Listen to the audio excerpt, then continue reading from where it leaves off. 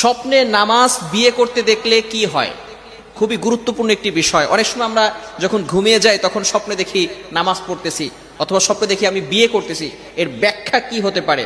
What is explanation this type of dreams?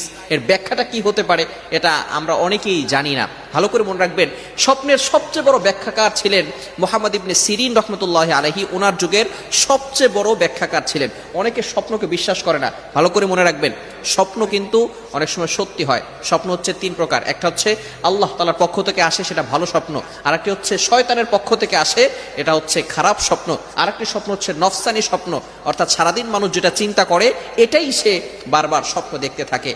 এখন ভালো স্বপ্নটা এরা আল্লাহ তাআলার পক্ষ থেকে আসে। তবে রাত 12টার পর থেকে নিয়ে ফজরের নামাজের আগ পর্যন্ত যে স্বপ্নগুলো দেখা হয়, এই স্বপ্নগুলো সত্য হয়ে থাকে। ভালো করে মনে রাখবেন। আর স্বপ্ন হচ্ছে নবুয়তের 46 ভাগের 1 ভাগ, সুতরাং এটাকে অবিশ্বাস করার কোনো অবকাশ নেই। এজন্য অবশ্যই অবশ্যই স্বপ্ন সত্য হয়ে থাকে।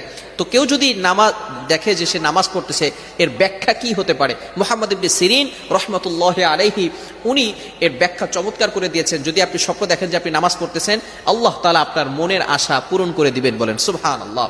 যদি কেউ স্বপ্ন দেখে সে বসে শুয়ে নামাজ পড়তেছে, তাহলে সে রোগাক্রান্ত হয়ে যাবে। তাহলে আপনি হতাশ হবেন না, নিরাশ হবেন না। এর পরিবর্তে আপনি কি করতে পারেন? যদি আপনি দেখেন যে আপনি শুয়ে নামাজ পড়তেছেন, তাহলে আপনি আল্লাহর জন্য কিছু টাকা ডোনেশন করে দিবেন। আপনি কিছু সাদাকা করবেন, ডোনেশন করবেন। মনে রাখবেন, আস-সাদাকাতু তাদুরুল বালা।